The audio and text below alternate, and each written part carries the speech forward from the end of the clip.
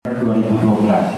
Nah, putusan sebenarnya sudah lama, 2012, tapi baru kemudian kali karena memang ada tenggat waktu setahun yang dikeluarkan oleh kejaksaan berkaitan dengan eksekusi kasus Asian Agri, pajak Asian Agri.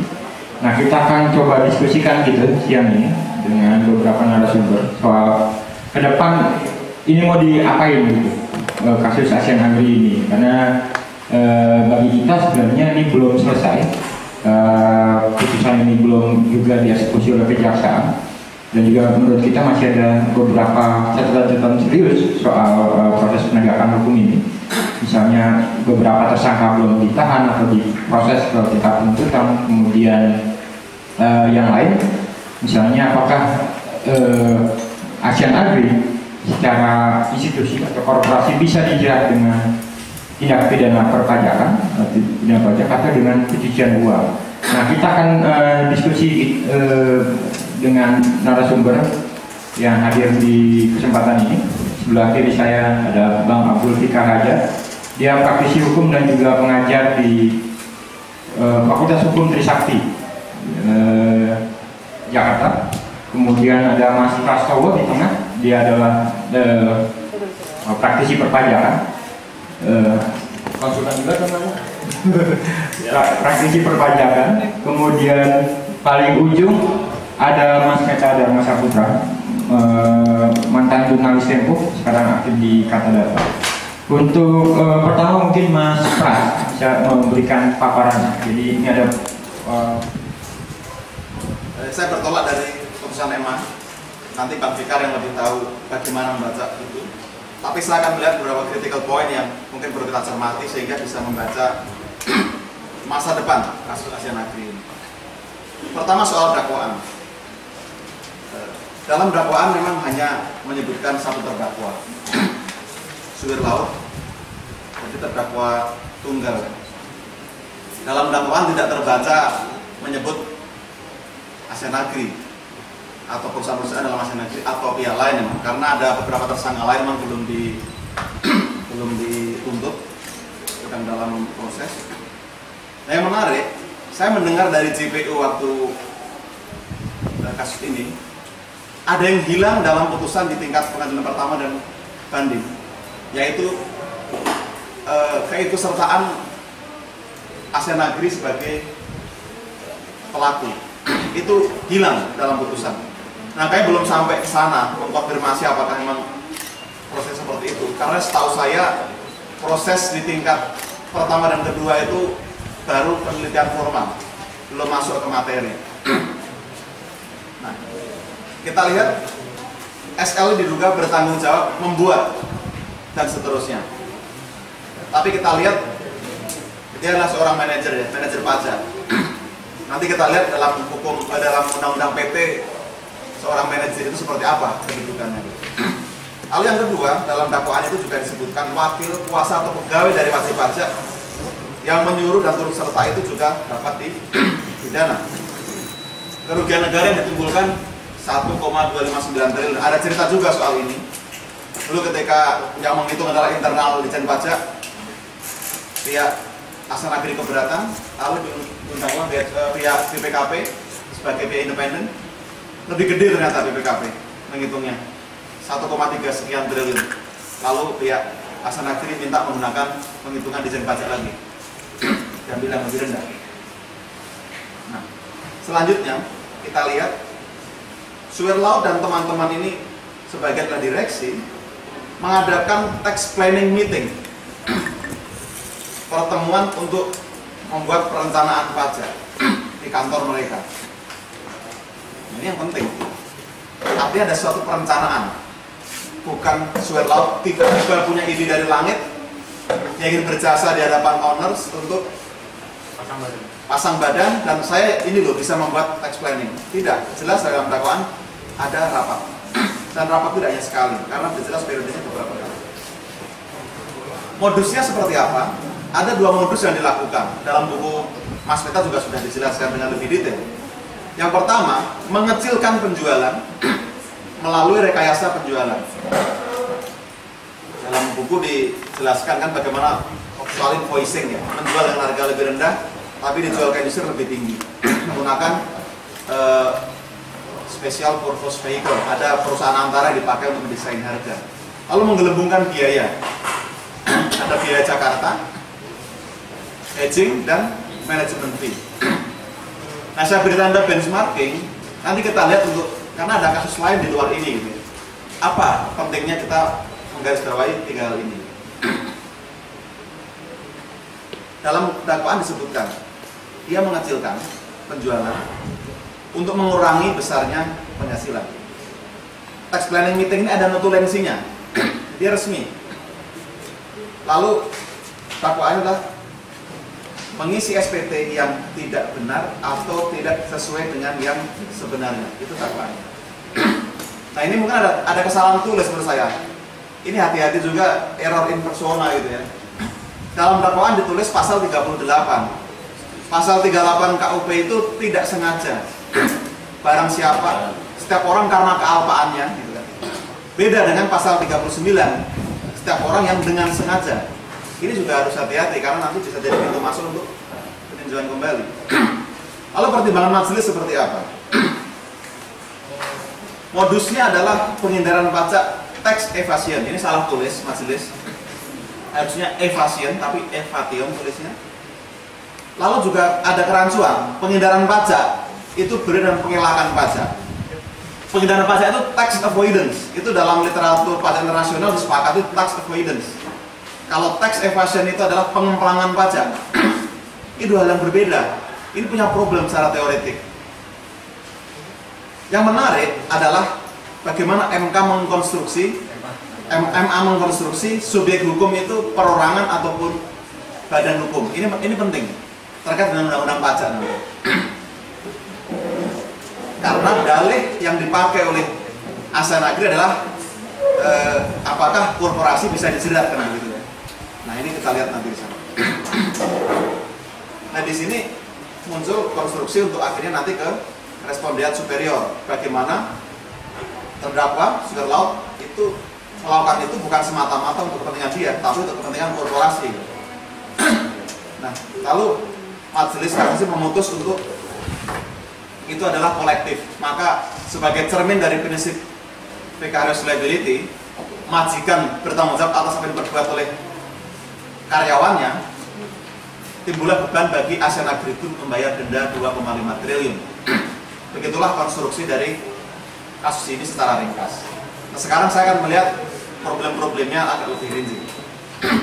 Dalam amar putusan, saya tidak bacakan semuanya, hanya saya kutip. Sugar Laut tidak langsung dipidana ya, tapi percobaan. Lalu ada syarat khusus, dalam waktu setahun 14 perusahaan itu harus membayar denda 2 kali pajak yang terutang, yang kurang dibayar. Ada masalah-masalah lain nanti bisa kita lihat, tapi intinya adalah di sini muncul pembebanan denda untuk ASEAN Agri Group. Nah, sekarang apa terjadi dalam kasus ini? Sekarang pihak ASEAN Agri Group sedang berencana mengajukan banding ke pengadilan pajak atas keputusan keberatan yang menolak seluruh permohonan mereka, yaitu dari SKPKB dan SKPKBT yang diterbitkan di Dijen Pajak atas putusan MA. Jadi ketika MA memutuskan, Dijen Pajak mengeluarkan SKPKB dan SKPKBT, diajukan keberatan, ditolak, dan sekarang mengajukan banding. Sugar Laut juga berencana untuk mengajukan peninjauan kembali ke MA. Yang saya dengar dari pengacaranya, di beberapa media sudah bisa dibaca, karena dia bukan penanggung jawab tunggal dalam kasus ini. Lalu ASEAN Agri juga akan mengajukan PK karena merasa tidak ada dalam dakwaan, tapi mereka dibebani denda. Nah, sekarang bagaimana kita melihat itu? Ada berbagai kemungkinan. ASEAN Agri Group menang di pengadilan pajak.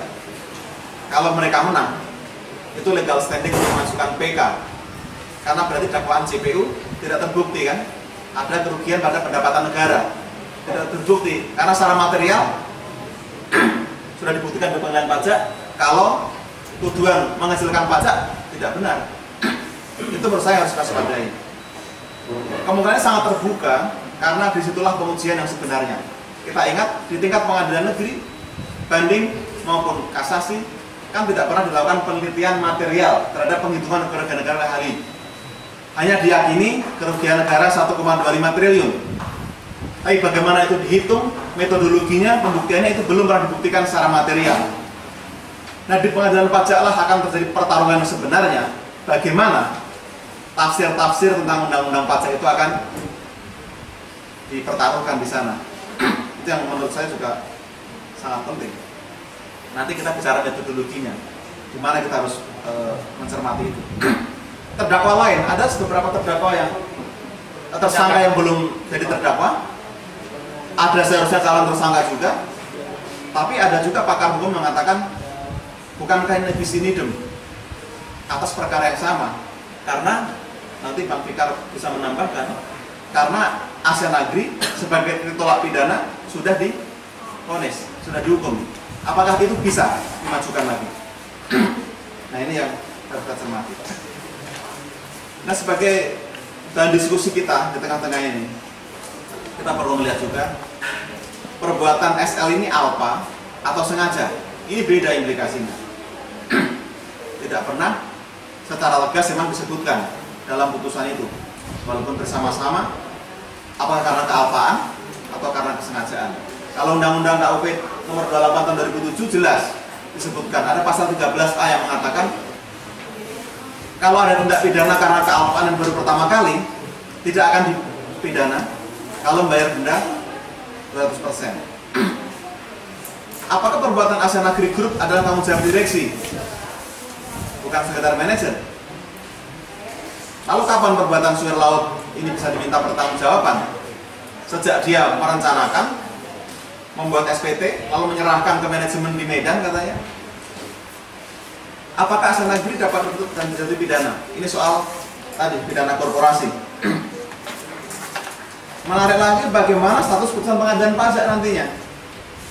Karena atas 8 perusahaan dulu pernah diputus inkrah oleh pengadilan pajak. Itu tidak diperhitungkan sama sekali dalam putusan MA. Itu juga menarik. Lalu mengapa direksi dan komisaris tidak dipidana? Nanti kita lihat dalam konstruksi undang-undang KUP seperti apa. Fakta ada pertemuan tax planning, bukan kali petunjuk perencanaan yang tidak mungkin tanpa sepengetahuan direksi atau komisaris. Dakwaan mengurangi, itu hati-hati juga. Dalam putusan MA disebutkan dakwaan yang mengurangi, mengecilkan. Dalam literatur pajak internasional disepakati perbedaan tax avoidance dan tax evasion. Avoidance itu mengurangi secara legal, evasion ilegal. Ini yang belum diuji di sana. Nah, saya sekilas akan masuk ke konstruksi undang-undang KUP kita. Wajib pajak itu orang pribadi atau badan? Penanggung pajak adalah orang pribadi atau badan juga, termasuk wakilnya. Dan dalam menjalankan hak dan memenuhi kewajiban, wajib pajak itu bisa diwakili. Kalau dia badan, yang wakili itu pengurus. Jelas, pengurus dalam undang-undang PT adalah komisaris dan direksi, bukan manajer, kecuali ada surat kuasa khusus yang memberikan mandat untuk itu. Biasanya kuasa itu hanya tanda tangan SPT biasanya, bukan menjalankan hak dan kewajiban sepenuhnya. Nah, ini yang bisa dimasuki oleh penuntut waktu itu untuk memasukkan direksi, komisaris maupun badan. Dalam hal ini ASEAN Agri sebagai korporasi. Lalu kalau kita dispute di pasal 38 setiap orang, pasal 39 setiap orang, di pasal 4 KUP juga ditegaskan bahwa ketentuan dalam pasal 38-39 itu berlaku juga bagi wakil, kuasa atau pegawai dari wajib pajak. Maka ini bisa menyeret banyak pihak seharusnya di luar manajer. Nah, ini sedikit, ini jatahnya Bang Fikar seharusnya, pertanggungjawaban pidana. Tapi undang-undang KUP kita, Bang, memang baru yang pertama. Jadi pidana itu timbul karena ada kesalahan. Karena siapa dengan sengaja atau karena alpa, ada perbuatan. Secara eksplisit belum bisa menjerat memang. Korporasi apakah langsung bisa dipidana. Tetapi kalau tadi menggunakan logika siapa itu wajib pajak, orang pribadi atau badan, seharusnya tidak ada alasan dari awal dimasukkan sebagai terdakwa. minimal yang menanggung kerugian negara, yang harus mengganti kerugian negara. Itu soal penerapan nanti supaya dibahas Bang Fikar, bagaimana vicarious liability. Tapi saya ambil satu konstruksi dalam pajak, sederhana sekali, soal ultimate beneficial owners.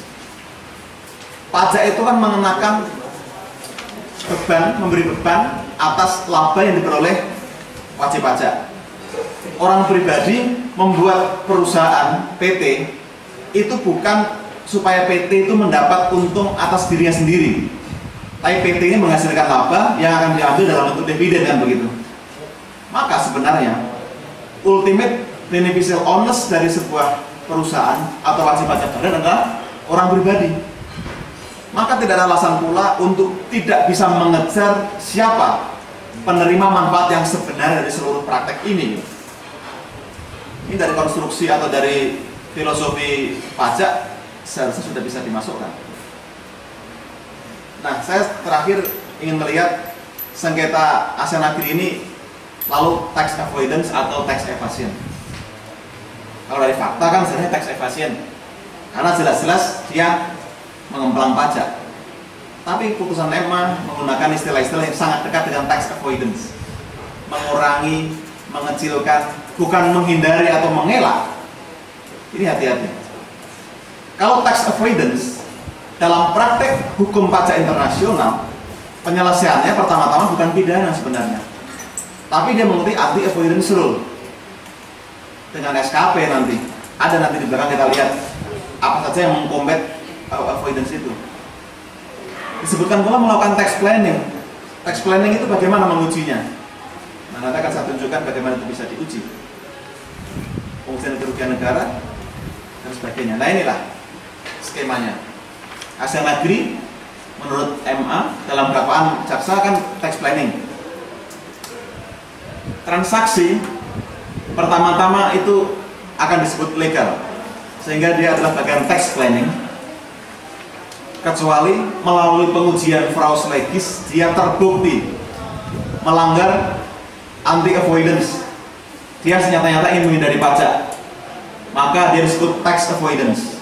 Dia masih legal di sana sampai dengan ada putusan pengadilan yang mengatakan dia adalah fraud, yaitu tax evasion. Praktek ASEAN Agri tax planning ini belum pernah sebenarnya diputus oleh Ditjen Pajak sebagai tax avoidance, karena selama ini nyaman-nyaman saja gitu kan seolah-olah, dan diuji oleh pengadilan pajak sehingga dia menjadi tax evasion. Di MA tiba-tiba menjadi tax evasion. Ada yang lompat sebenarnya di sini, tapi oke lah, itu perdebatan soal lain. Hanya khawatir lubang-lubang ini akan dimanfaatkan oleh para lawyer ASEAN Agri untuk nanti akhirnya bisa menggugurkan apa yang selama ini kita perjuangkan. Nah, prinsip-prinsip tax planning saya kira tidak perlu saya jelaskan, mungkin sudah ada di sana. Pada intinya dia harus ada bebas kontrak, kepastian hukum, prinsip tidak boleh melanggar hukum, dan substance over form. Mendirikan paper company di Hong Kong itu substance over form atau bukan? Ia melanggar itu karena di sana hanya invoicing, tidak ada fungsi lain selain invoicing misalnya. Itu sebenarnya. Nah, saya akan melihat langsung di sini. Ini tax avoidance, itu not tax evasion, itu telah internasional disepakati. Without breaking the law, legally available tax planning opportunities, jadi memanfaatkan. Nah, ini yang menarik. Jadi Black's Law Dictionary yang disepakati sebagai kamus hukum yang inilah, yang dirujuk gitu ya. Tax avoidance menurut Black's Law, using or attempting to use lawful means to reduce, mengurangi, mengecilkan. Itu persis putusan EMA kan, mengurangi, mengecilkan. Itu tax avoidance. Kalau tax evasion, using unlawful means to escape payment of tax. Memang dia ngemplang. Memang harusnya istilahnya tegas gitu, ngemplang, mengelak, ngemplang, mengelak gitu. Itu jelas artinya tidak membuka lubang untuk ini. Nah, yang terakhir ini peraturan Indonesia untuk menangkal tax avoidance sudah ada sebenarnya. maka produknya pertama-tama adalah surat ketetapan pajak. Kalau dia melakukan praktek transfer pricing itu diuji. CFC rules, dia punya perusahaan di luar, dia membuang uang atau profit ke luar negeri, ada CFC rules. Kalau pemilikan atas 50%, Indonesia boleh menentukan saat dividen dikenakan. Nah, ini perjuangan kita, Mas Meta. Pertama-tama nanti di pengadilan pajak, battle kita adalah bagaimana eksistensi biaya itu secara fiskal. Apakah yang disebut biaya hedging, manajemen fee, atau biaya Jakarta. Dari biaya Jakarta ini sederhananya ada beban-beban fiktif yang seolah-olah terdokumentasikan dan itu dialokasikan ke cabang gitu, ke daerah. Misalnya untuk parit, bangun jembatan, selokan gitu dan sebagainya. Nah, pertama-tama dalam membuktikan adalah apakah itu eksis, apakah ada biaya-biaya itu. Baru pertaruhan kedua adalah menguji apakah itu wajar. Tidak bisa kita uji apakah itu wajar kalau memang tidak eksis biayanya. Nah, nanti pembuktian di pengadilan pajak yang lebih menarik, maksudnya lebih seru di pengadilan pajak daripada di pengadilan umumnya gitu. Ini tidak perlu saya jelaskan. Nah, yang menarik, ini battle-nya nanti soal arm's length principle. Indonesia ini menggunakan OECD, peraturan masih OECD. OECD yang penting wajar. Cara wajarnya gimana? Di-compare dengan perusahaan dalam industri jenis. Wajar, wajar. Dia nggak akan dianggap menghindar pajak. Ini buktinya, kita lihat. Ada fakta menarik yang disediakan oleh Asian Agri yang perlu kita pelajari. Ini earning before interest, tax, depreciation, and amortisasi. Jadi ini benar-benar pendapatan setelah mengeluarkan pajak, bunga, penyusutan, dan amortisasi. Ini prakteknya. Kalau biaya manajemen harusnya naik, EBITDA-nya harusnya turun. Hedging meningkat, EBITDA-nya harusnya turun. Teknis kebun naik, harusnya EBITDA-nya turun, dan sebagainya. Nah ini, mereka bisa memberikan data. Rata-rata EBITDA per inti hektar itu seperti ini. London Sumatera, Bakri, Asian Agri. Menurut mereka Asian Agri ada di tengah-tengah. Jadi wajar margin keuntungan dia itu. Bahkan Smart di bawahnya dan Astra. Pajak yang dibayar masih wajar. Lonsum dan Smart malah jauh di bawahnya. Beban bunga dia lebih tinggi karena ada utang di tahun 90-an yang dibayar dari 2002 sampai 2005. Punya kompensasi rugi yang besar sehingga pajak kecil karena kompensasi rugi gitu ya. Ini kontribusi pajak terbesar kedua justru setelah Astra dibanding Bakri, London Sumatera, Smart. Ini menurut mereka ya. Nah, nanti Anda baca di sahabat asianagri.wordpress.com. Ada, bisa dilihat di situ. Nah, menurut saya ini menarik. Menariknya di mana? Ini masih panjang ini drama ini. Baru awal menurut saya malah. Nanti teman-teman kita dorong, kita mengawasi di pengadilan pajak bagaimana prakteknya, bagaimana penghitungan materialnya, buka-bukaan datanya. Nah sekarang tinggal energi kita ini apakah lebih besar dibanding energi wajib pajak sampai ujung nanti. Karena ini masih panjang, masih bisa PK lagi kan. Lalu bagaimana strategi monitoring kita? Ini teknis sekali loh. Tidak semua dari kita bisa membaca penghitungan transfer pricing dan sebagainya. Eksaminasi putusan pengadilan pajak nantinya dan putusan EMA. Soal tersangka lain yang belum didakwa sampai sekarang. Terakhir, bagaimana pemeriksaan atau penyidikan terhadap perusahaan jenis yang disebutkan tadi? Itu akan bagus karena apa? Kalau status Asian Agri itu betul, tanpa kerja keras negara akan mendapat penerimaan pajak yang hampir dipastikan sama kalau melihat indikator-indikator keuangan tadi dengan yang menjadi kewajiban Asian Agri. Dan kalau itu dilakukan, kita juga berbuat adil kan? Karena semua juga dikenai beban yang sama. Tetapi lagi-lagi di pasal Romawi 2 Undang-Undang 28 tahun 2007 dikatakan tahun pajak 2007 dan sebelumnya daluarsa pada 31 Desember 2013. Artinya Ditjen Pajak sekarang tanpa menemukan unsur pidana tidak bisa memeriksa perusahaan di sektor ini di luar ASEAN Agri lagi untuk tahun pajak 2007 dan sebelumnya. Nah ini yang sebenarnya disayangkan, tapi oke, ini di luar dari diskusi kita. Tapi pada intinya yang ingin saya sampaikan adalah ini masih sangat panjang prosesnya dan banyak grey yang menurut kita jelas ternyata setelah kita bedah tidak jelas. Tetapi kalau nawa itu kita adalah membentengi kepentingan publik, masih banyak hal yang bisa dilakukan, masih banyak konstruksi teoritik yang masih bisa dibangun, dan kita masih bisa support banyak hal ke Ditjen Pajak, ke pemerintah, supaya memang kita menemukan kebenaran dan negara mendapatkan kembali merecovery apa yang selama ini memang diduga telah diambil oleh wajib pajak secara tidak sah. Mungkin dari saya sementara itu dulu, Bang Eson. Ya. Ada loadingnya juga. Ini. Ya, makasih Mas Pras tadi memberikan beberapa gambar dan kemudian apa ya? Di ujung Mas Pras bilang bahwa perjalanannya masih panjang, gitu ya. Ini bukan akhir segalanya, gitu ya. Yang dijerat baru survei laut, kemudian banyak upaya yang dilakukan oleh juga pihak ASEAN Agri untuk tidak, tanda kutip, tidak mau memenuhi sebenarnya atau melakukan perlawanan terhadap putusan di Mahkamah Agung.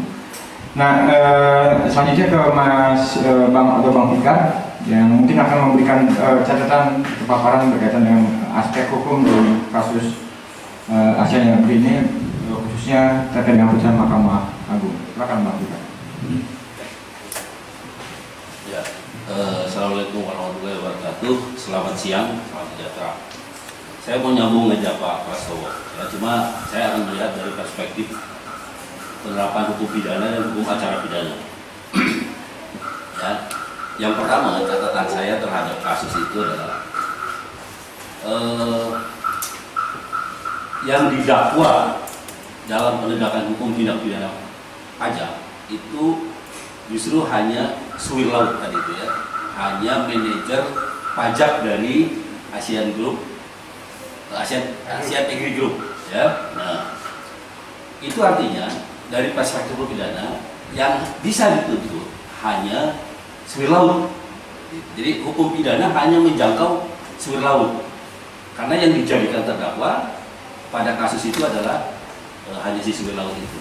Nah, oleh karena itu peradilan pidana itu harus berjalan berdasarkan dakwaan. Itu satu. Ya. Yang kedua, kalau kemudian di dalam dakwaan itu disebut tadi yang Pak Prastowo bilang ada tax planning meeting, ya, artinya tindakan Suwir Laut itu ya tidak dilakukan sendiri.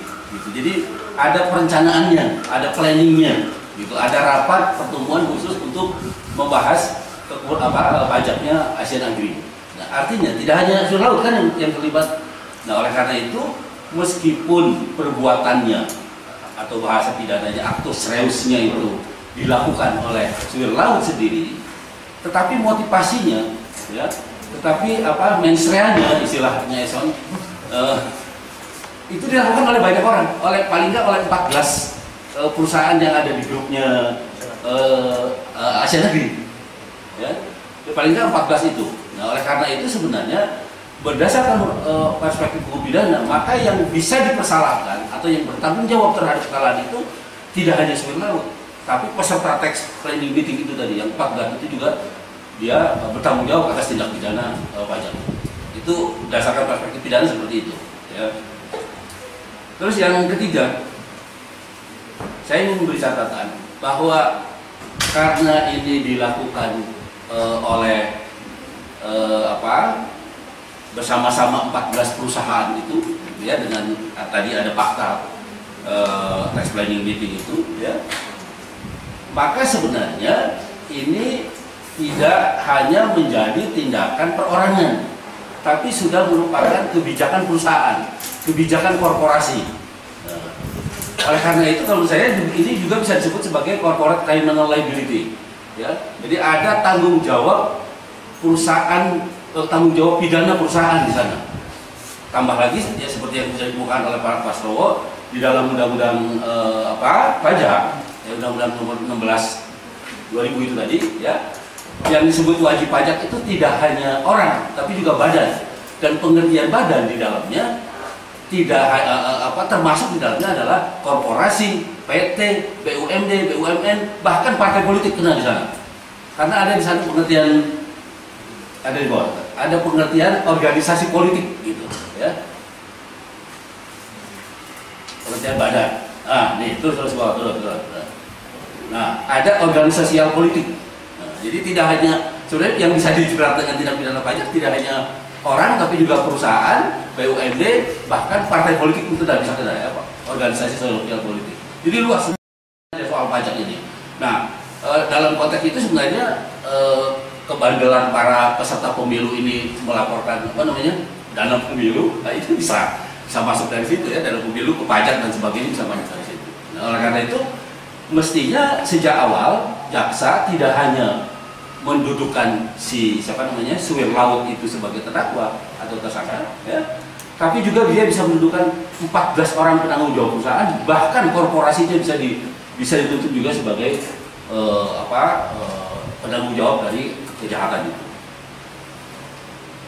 Di pajak ini kan lex spesialis, ya, hukum pajak itu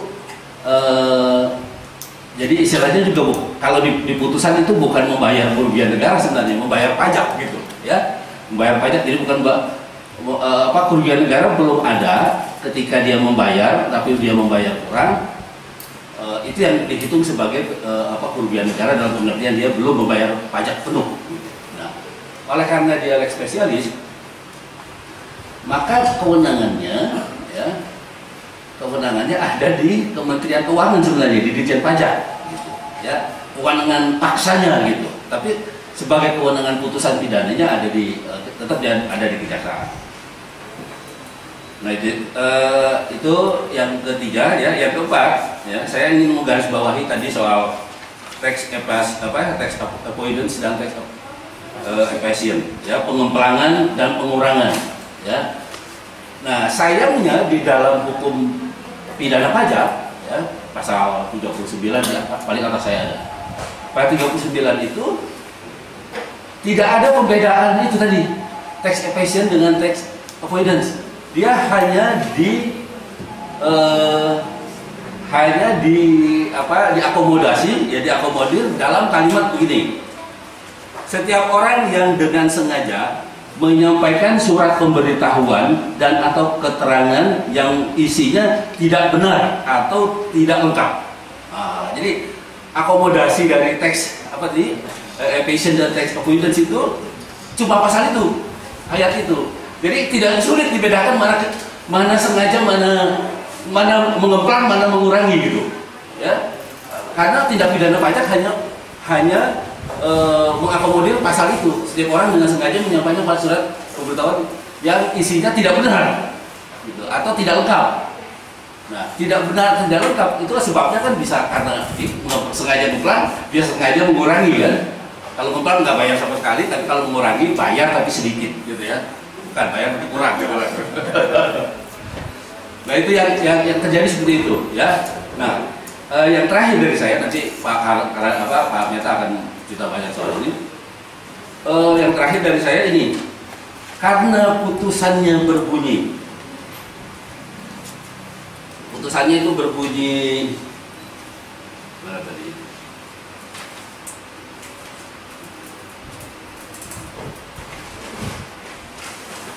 Putusan nomor 2, ini, ya,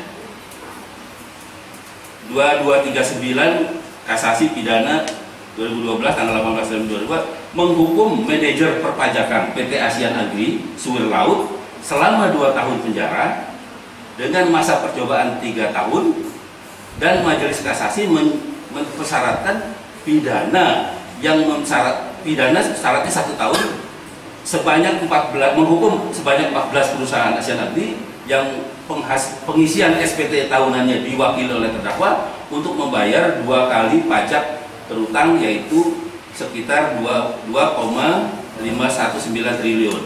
Nah, putusannya begitu. Jadi satu menghukum menghukum percobaan si supir laut nggak masuk loh. Supir laut 2 tahun tuh nggak masuk ya percobaan. 1 tahunnya itu masa tenggang waktu untuk membayar ya pajak. Nah kalau menurut saya dari bunyi putusan itu ya, maka eksekutornya harus 2 mau nggak mau. Karena kejaksaan hanya punya kewenangan menahan orang atau menyita barang hasil tindak pidana. Nah ini jelas isi putusannya adalah diwajibkan membayar pajak 2 kali, 2 kali lipat hutang pajaknya. Nah karena dia menyebut membayar pajak, maka kewenangannya kalau saya itu ada di Kementerian Keuangan, dalam hal ini adalah Dirjen Pajak. Nah jadi kalau dilihat ceritanya ya, kronologi saya baca juga di media, ternyata kejaksaan baru memanggil Asian Agri itu 2 kali, Maret 2013 dan Januari kemarin tanggal 9 2002. Jadi belum ada tindakan eksekusi apa-apa sebenarnya. Kejaksaan itu belum melakukan apa-apa. Walaupun di media itu ada wacana sudah menyita perkebunannya, kemudian ternyata hartanya Asian Agri itu dijaminkan di bank Susi Bank di mana gitu ya. Itu ini aja wacana saja gitu Pak. Yang sebenarnya itu kejaksaan belum melakukan apa, baru manggil dan Asian Agri nggak mau bayar. Itu sebenarnya yang terjadi. Nah, oleh karena itu kalau menurut saya, karena keadaan yang sedemikian rupa, oleh karena itu kejaksaan harus keras nih, ya karena putusan pidana ini harus dianggap benar, ya harus dilaksanakan dan memaksa, ya sepanjang belum ada putusan yang membatalkannya. Ya. Jadi kejaksaan harus bekerja sama dengan Menteri Keuangan dalam hal ini ada Dirjen Pajak untuk mengeksekusi putusan pidana kasasi nomor sekian itu, ya nomor 2239 itu, dengan memaksa dia membayar 2, sekian triliun itu. Tapi yang pakai mekanisme Dirjen Pajak, karena di putusan itu disebutkan membayar pajak 2 kali lipat, gitu. Ya bukan membayar denda untuk negara gitu, kerugian hasil korupsi gitu, bukan ya, tapi membayar pajak bunyinya gitu. Saya kira itu dari saya akhiri sampai sini. Saya ucapkan terima kasih atas kesempatan. Terima kasih. Dari saya mungkin saya lebih menjelaskan beberapa fakta untuk memperkuat tadi. Memang ada penyampaian dari kedua pembicara terdahulu bahwa apakah ini termasuk pelanggaran hukum atau tidak pelanggaran hukum. Apakah dia kategorinya hanya sekadar tax planning atau tax avoidance yang menurut apa tadi sudah dijelaskan, tax avoidance, Tax evasion, apa legal ya. Sedangkan tax evasion itu adalah jelas merupakan sebuah pelanggaran dan bisa dijerat dengan pidana. Saya ingin nanti berujung pada penjelasan bahwa menurut saya dari data-data yang ada jelas bahwa kasus ini adalah kasus tax evasion. Ini yang selama bertahun-tahun berusaha disumirkan, berusaha diblurkan,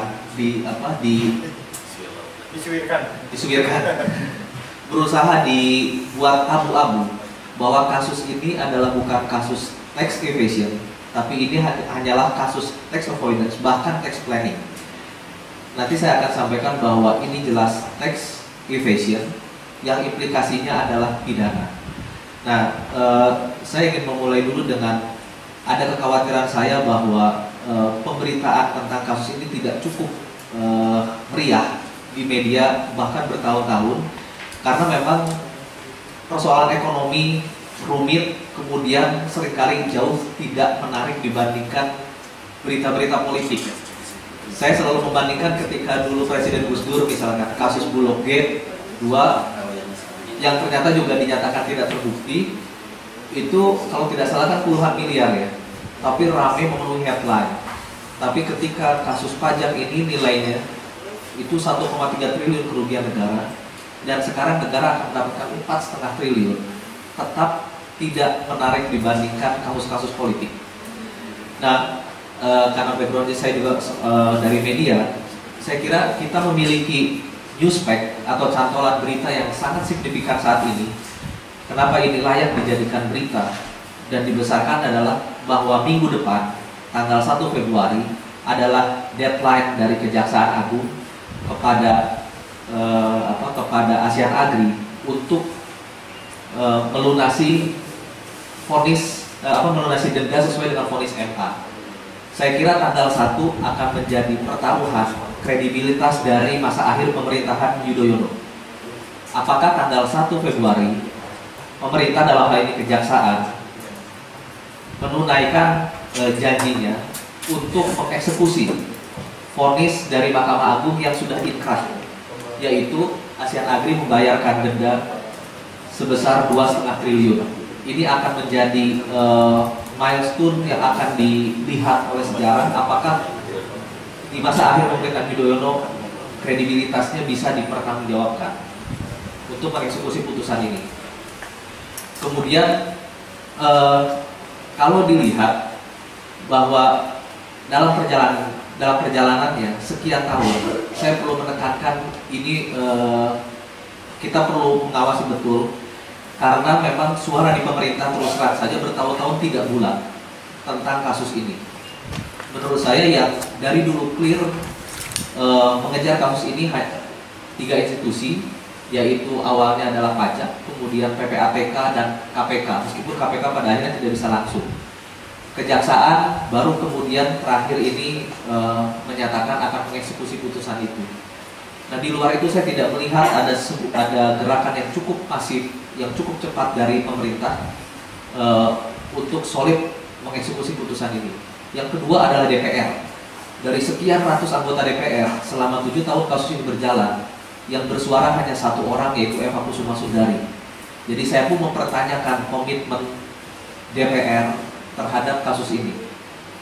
Pertanyaan saya menjadi sangat mendasar karena terakhir perlu diketahui bahwa yang akan diterima oleh negara itu ada 2 bagian. Denda yang harus dibayarkan Asian Agri yang dieksekusi oleh kejaksaan itu nilainya adalah tadi sudah dijelaskan 2,5 triliun. Di luar itu Asian Agri masih harus membayar tunggakan pokok pajak plus dendanya senilai hampir 2 triliun. Ini ranahnya Dirjen Pajak. Jadi Dirjen Pajak memiliki ranah untuk yang 2 triliun, kejaksaan memiliki ranah yang 2,5 triliun. Total yang harus dibayarkan Asian Agri itu adalah 4,5 triliun. Nah, kalau kita bandingkan dengan keributan misalkan kasus Century itu 6,7 triliun bailoutnya, semua orang tahu ribut.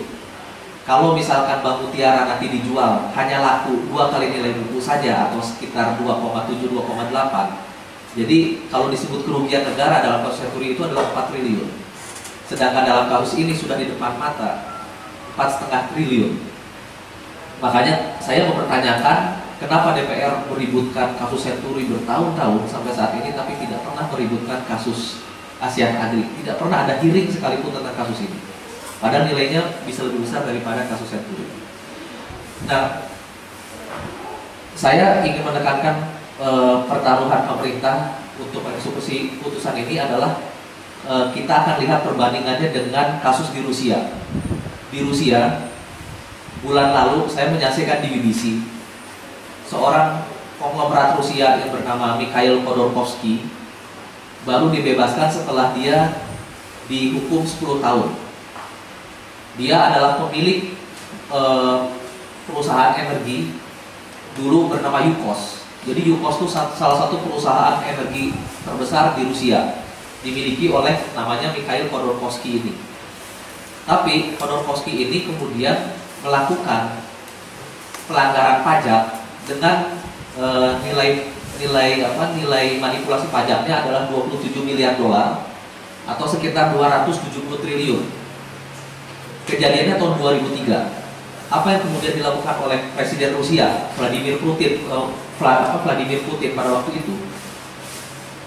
Dia pada waktu itu memaksa Yukos atau si Khodorkovsky ini untuk membayar, dan karena dia tidak bisa membayar, perusahaannya itu dinyatakan bangkrut, kemudian dipaksa dijual murah ke BUMN yang namanya Rosneft. Jadi pemerintahan Putin pada saat itu memaksa seorang konglomerat Rusia yang bernama Khodorkovsky untuk kemudian menjual murah perusahaan energinya bernama Yukos kepada BUMN Rusia yang namanya Rosneft. Sekarang Rosneft menjelma menjadi salah satu perusahaan energi terbesar di dunia. Nah, saya kira ini hampir mirip dengan kasus kita. Harusnya pemerintah seperti yang disampaikan oleh Kejaksaan Agung, dia harus memiliki keberanian seperti Putin. Dan caranya sudah dijelaskan bahwa tanggal 1 seandainya tidak bisa mengeksekusi atau tidak bisa membayar denda Asian Agri, maka asetnya akan disita dan diserahkan kepada BUMN. Saya kira ini putusan yang harus kita lihat apakah minggu depan akan terjadi. Yang lainnya adalah tentang kerancuan pidana dan administratif. Saya ingin menjelaskan kenapa Asian Agri berusaha untuk terus membawa kasus ini menjadi kasus administratif, tidak kasus pidana. Karena kalau kasus pidana, dia akan terancam hukuman dari dulu, itu dendanya 400% atau 4 kali dari nilai tunggakan pajak. Dengan nilai tunggakan pajak dia 1,3 triliun, sebetulnya dia terancam 400%, ditambah pokoknya menjadi 500% atau 5 kali lipat, yaitu 6,5 triliun. Berarti dengan Asian Agri yang memiliki tunggakan pajak atau kerugian negara yang dinilai dari pajak Asian Agri 1,3 triliun, ketika kasus ini menjadi pidana, dia diancam dengan kewajiban membayar denda sampai 5 kali lipat berikut pokoknya, alias 6,5 triliun, 5 kali 1,3. Itu jelas nilai yang sangat besar. Karena itu dari dulu Asian Agri berusaha menggiring kasus ini, termasuk suara-suara di DPR, menggiring kasus ini menjadi kasus administratif. Kalau administratif, dendanya itu hanya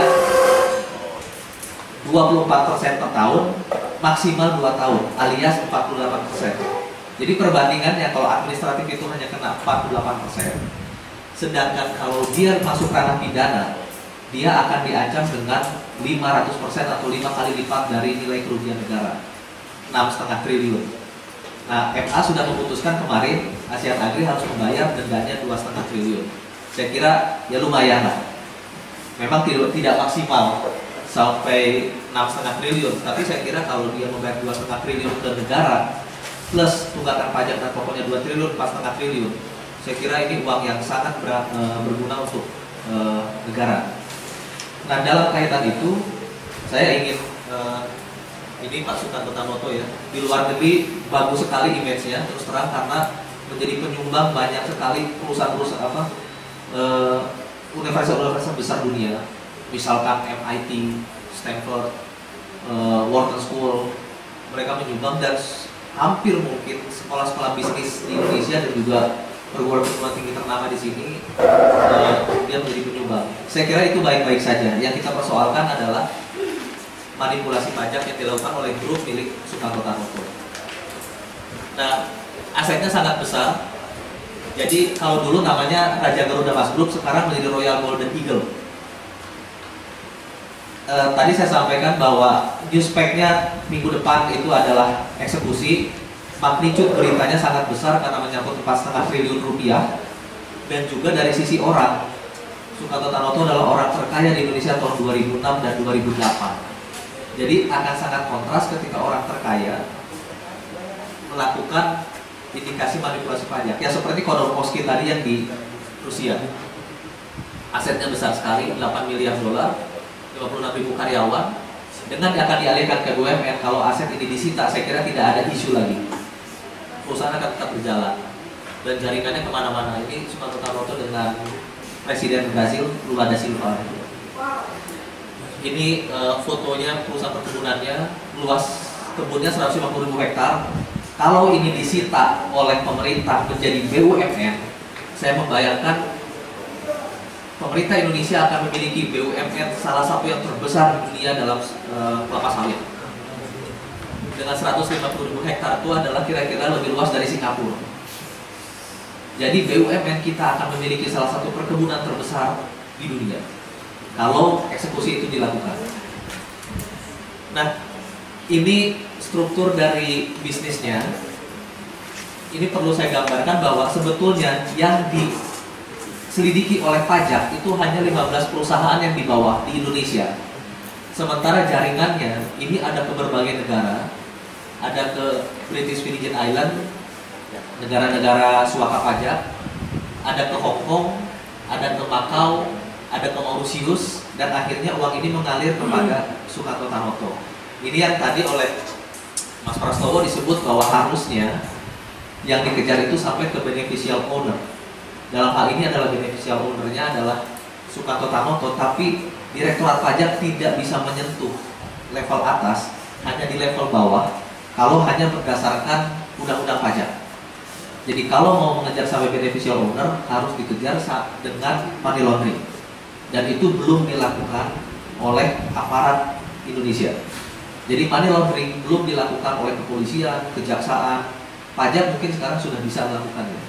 Sebelumnya tidak bisa.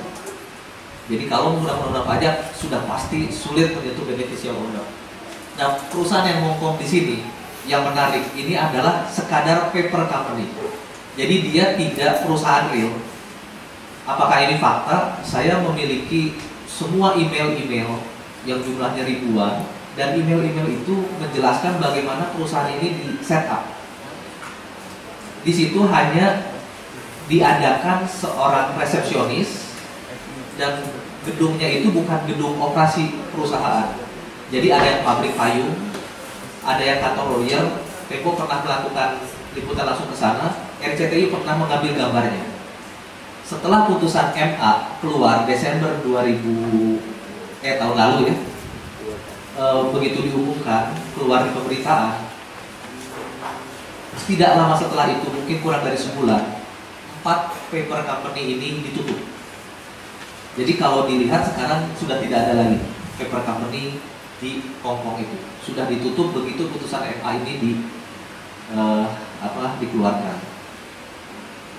Ini kasus kerugiannya, kemudian bukti-buktinya saya kira sudah sangat kuat. Saya cuma mendapatkan data soft copy 11 GB, kemudian beberapa koper dokumen, tapi saya melihat sendiri Direktorat Jenderal Pajak menyita dokumen sebanyak 9 truk atau 1.400 box dokumen yang disembunyikan di sebuah toko lampu di Duta Merlin. Jadi ketika dilakukan penggerebekan oleh aparat pajak dibantu KPK, kedua kantor Asian Agri di Teluk Betung dekat HI dan di Medan, semua dokumen itu raib, tapi untung ada orang dalam yang mengirim surat kaleng kepada saya, termasuk yang menerima, KPK pajak juga menerima, menjelaskan kemana dokumen-dokumen itu lari, dibawa pakai mobil nomor polisi nomor berapa, kemudian pengendaranya siapa. Akhirnya dikuntit 4 bulan oleh pajak. Setelah melakukan penyamaran, ditemukan akhirnya dalam sebuah penggerebekan di satu malam, dokumen itu disembunyikan di sebuah toko lampu yang tersusun rapi. Box-box dokumen itu kira-kira sebesar itu, dan itu 1.400 box dokumen. Ini Vincent ya, yang menjadi whistleblower-nya. Kemudian ini waktu Vincent melakukan pelarian, saya waktu itu ada di sana. Nah, ini salah satu tempat yang saya sebut tadi di Hong Kong tadi itu, yang sudah ditutup oleh mereka sejak kasusnya mencuat. Nah, modus umumnya secara mudah adalah menekan biaya pajak di dalam negeri dan mentransfer hasil penghematan pajak itu ke luar negeri. Jadi modusnya secara sederhana seperti itu: menekan keuntungan di dalam negeri atau mengecilkan keuntungan di dalam negeri, kemudian hasil penghematan itu ditransfer ke luar negeri lewat berbagai jalan tadi. Itu yang menurut saya sangat clear indikasi money laundering-nya. Ini yang tadi dijelaskan ya, beberapa ada perbuatan. Saya dari dulu bertahan, dan saya kira ini fakta yang paling telak dilakukan oleh Asian Agri, karena itu tidak bisa dikategorikan hanya sekedar penghindaran pajak atau pengurangan pajak, tapi dia manipulasi pajak, yaitu dia membuat biaya fiktif. Jadi ibaratnya biaya fiktif itu ada misalkan biaya pemotongan rumput atau pembuatan jalan. Jalannya tidak ada, tapi biayanya keluar. Nah, biayanya dibayarkan kemana? Tidak ke si pemotong rumput atau si pembuat jalan. Uang itu ternyata masuk ke tangan kanannya Sukanto Tanoto. Persis angkanya, nanti saya tunjukkan angkanya. Di luar itu ada transaksi-transaksi ke luar negeri yang sangat teknis ya, ada hedging fiktif ke Hong Kong, Macau, Mauritius dan sebagainya. Ada juga permainan harga jual ke perusahaan afiliasi di luar negeri yang tadi saya sebut paper company. Jadi dijual murah dulu ke perusahaan saudaranya di luar negeri supaya pajaknya murah. Nanti ke real buyer-nya, ke pembeli realnya dijual dari luar negeri baru. Sehingga pajak di sini kan kenanya kecil, kira-kira itu. Saya kira mereka bertahan dengan transfer pricing karena ini paling sulit dibuktikan dan abu-abu. Sementara saya bertahan dengan manipulasi biaya fiktif tadi. Itu sangat mudah dibuktikan. Nah ini contohnya. Jadi untuk 1 November 2004 saja ada 20,8 miliar biaya yang dikeluarkan oleh 11 perusahaan. Tapi angka yang sama 20,8 miliar juga masuk ke rekening namanya Eldo. Singkatan dari Edi Lukas Joko Utomo, ini tangan kanannya Soekarno Tanoto. Jadi uang itu tidak keluar untuk ke orang-orang yang harusnya dibayar, gitu. Tapi uang itu mengalir. Kenapa bisa demikian? Karena semua biaya itu fiktif dan dokumen itu dibuat sedemikian rupa sehingga kalau diaudit tidak ketahuan. Ini bukti-buktinya ya, bukti-bukti seperti ini. Jadi buktinya real, ada data-data mentahnya juga. Ini data lain, dokumen dikonversi ke dolar, mengalir ke luar negeri. Ini dokumen banknya. Jadi saya kira sangat valid. Ini bukti skema yang tadi saya sebut transfer pricing. Nah, ini skema yang tadi disebut oleh Mas Prastowo. Mereka berusaha menyeretnya menjadi tax planning yang tidak ilegal. Nah, sementara ada satu dokumen berjudul AAA, itu ASEAN Agro Abadi Cross Border Tax Planning. Disebutnya tax planning. Sebetulnya ini adalah sebuah perencanaan yang dibuat bagaimana melakukan manipulasi pajak. Di gedung ASEAN Agri di lantai 6, mereka punya gedung tower besar. Lantai 6 itu untuk operasi normal. Tapi di lantai 7 ada operasi perencanaan pajak yang sebetulnya disitulah operasi manipulasi pajak dilakukan, satu lantai. Di bawah koordinasi General Manager Marketing. Jadi itu satu lantai dan ternyata menurut penuturan Vincent dibuatlah semua faktur-faktur berlapis sehingga kalau diaudit oleh kantor akuntan semua bukti itu ada semua. Dan itu dilakukan di satu lantai itu. Dua lantai ini dibuat terpisah. Staf, ruang kantor, filing kabinet, komputer, kop surat dan sebagainya. Mengesankan penjualan dilakukan dengan pihak yang tidak terafiliasi. Jadi dibuat terpisah. Kemudian ada 14 perusahaan di dalam negeri, 4 perusahaan yang di luar negeri, termasuk British Virgin Island. Nah ini ada transfer ke luar negeri ya, sekitar 30-40 juta dolar setiap tahun. Kemudian ini bagaimana transaksi ini dilakukan, order dari Singapura ke Indonesia, baru Hong Kong dan sebagainya seperti yang tadi saya jelaskan.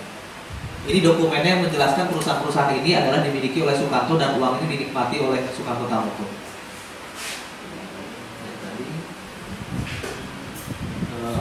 Ya saya kira mungkin itu beberapa paparannya. Jadi poin saya adalah harus clear bahwa dalam kasus ini clear merupakan kasus pidana dan semua pihak tidak jangan sampai terseret menjadi kasus administratif. Dari jelas ini tax evasion, ada biaya fiktif dan ada penutupan 4 paper company. Yang juga harus di-highlight adalah kasus ASEAN Agri sudah berlangsung 7 tahun. Tersangka yang baru disidangkan itu adalah baru 1. Masih ada 8 tersangka lain. Jadi kalau satu tersangka itu membutuhkan 7 tahun, apakah 8 tersangka akan membutuhkan 56 tahun lagi? Itu tidak bergerak. Bandingkan dengan Vincent. Vincent itu tidak merugikan negara. Vincent itu cuma merugikan ASEAN Agri. Dia nyolong uang dari ASEAN Agri sekitar 3,1 juta dolar atau 28 miliar. Dia kemudian disidangkan. Proses Vincent disidangkan sampai keluar putusan MA itu kurang dari 1 tahun. Dan dia dipenjara dengan vonis 11 tahun, dia menikmati dibui 7 tahun. Bandingkan dengan Suwir Laut. Suwir Laut itu terlibat dalam sebuah mesin yang tadi manipulasi pajak, merugikan negara 1,3 triliun. Penjaranya cuma kalau ini tidak dibayar baru dari penjara kan Pak ya. 2 tahun dan sekarang bebas. Dan baru 1 kasus dari 8 kasus. Dia tidak dijerat money laundering.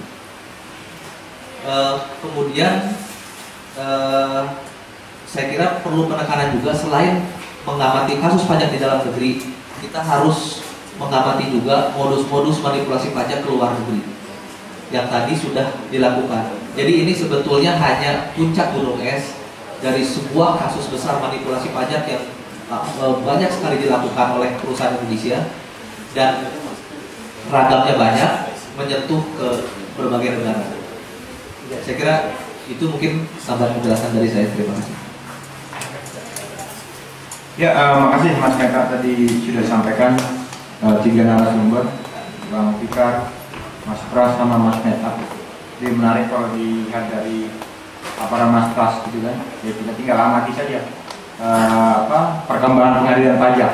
Nah, cuma dari catatan ICW, dari sekian banyak sengketa pajak, itu 81% dimenangkan oleh wajib pajak. Jadi ini yang saya pikir juga harus diwaspadai, dan kita menganggap bahwa